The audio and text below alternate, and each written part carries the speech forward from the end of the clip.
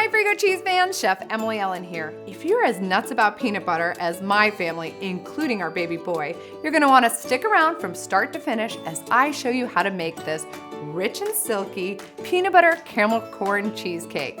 Take a screenshot and use as your grocery list.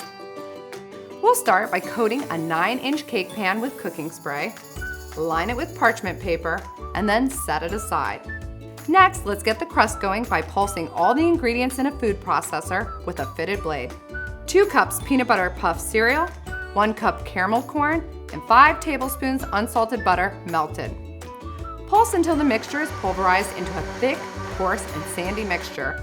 Then spread the mixture on the bottom of the lined cake pan.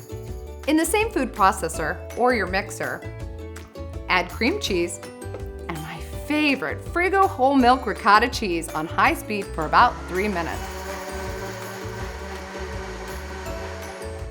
Add the peanut butter, dulce de leche, powdered sugar, and vanilla extract and whip until thoroughly incorporated and mixture is smooth in texture, about 3 to 5 minutes.